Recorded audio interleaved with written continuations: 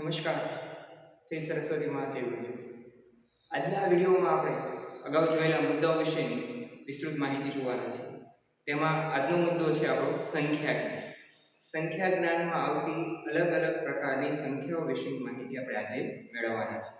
એમાં સૌથી પહેલું છે સંખ્યા જ્ઞાનની અંદર જોઈએ આપણે તો પહેલો મુદ્દો છે આપણી પ્રાકૃતિક સંખ્યાઓ. પ્રાકૃતિક સંખ્યાઓ શું છે અને કોને પ્રાકૃતિક સંખ્યા કહી શકાય તેના વિશે જોઈએ. કે પ્રાકૃતિક સંખ્યાઓ એટલે કે જે સંખ્યાની શરૂઆત 1 2 3 4 ધન સંખ્યાઓની અંદર અનંત સુધી વિસ્તરેલી છે અને જેની શરૂઆત 1 થી થાય એને આપણે પ્રાકૃતિક સંખ્યાઓ કહીએ છીએ. પ્રાકૃતિક સંખ્યા પછીનો આપણો જે મુદ્દો છે એ છે મુદ્દા નંબર 2 પૂર્ણ સંખ્યા. પૂર્ણ સંખ્યાઓ કોને કહેવાય તો તમને જોતા જ ખ્યાલ આવશે કે પ્રાકૃતિક સંખ્યાઓમાં જે 1 2 3 4 થી લઈને ધનમાં અનંત સુધીનો સમાવેશ થાય છે તેની સાથે એક સંખ્યા ઉમેરાય 0 એટલે એને આપણે કહીએ છીએ પૂર્ણ સંખ્યાઓ. કે 0 થી લઈને 0 અને ધનની અંદર 1 2 3 4 5 એમ કરતા અનંત સુધી વિસ્તરેલી સંખ્યાઓને આપણે પૂર્ણ સંખ્યાઓ કહીએ છીએ.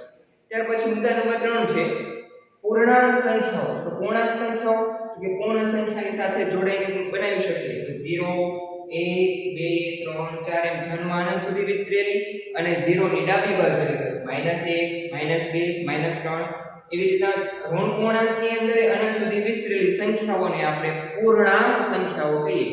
પૂર્ણાંક સંખ્યાનો મતલબ થાય છે કે પૂરેપૂરી પૂર્ણાંક જે અધૂરી નથી તેવી સંખ્યાઓ. પૂર્ણાંક એટલે એમાં બધી સંખ્યાઓનો સમાવેશ થાય કે ઘનની અંદર અનંત સુધી વિસ્તરેલી અને માઈનસ માટે અનંત સુધી વિસ્તરેલી અને 0 નો સમાવેશ થાય.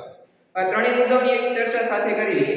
તો કે પ્રાકૃતિક સંખ્યાઓની અંદર એમ કહેવામાં આવે કે સૌથી નાની પ્રાકૃતિક સંખ્યા કઈ તો એની અંદર આવશે 1. સૌથી નાની પૂર્ણ સંખ્યા કઈ એમાં આવશે 0. પરંતુ પૂર્ણાંકની અંદર એવું ન કહી શકીએ કે સૌથી નાની સંખ્યા કઈ સૌથી મોટી કઈ. પણ પ્રશ્ન એવો બની શકે આપણે કે પૂર્ણાંકની અંદર સૌથી નાની ધન સંખ્યા કઈ તો એકનો સમાવેશ કરી શકીએ.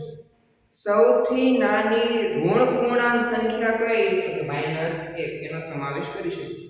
તો આ થયું આપણું સંખ્યા જ્ઞાન. એની અંદર પ્રાકૃતિક સંખ્યા, પૂર્ણ સંખ્યા અને પૂર્ણાંક સંખ્યા વિશે આજના વિડીયોમાં આપણે સમજૂતી મેળવી છે. આભાર.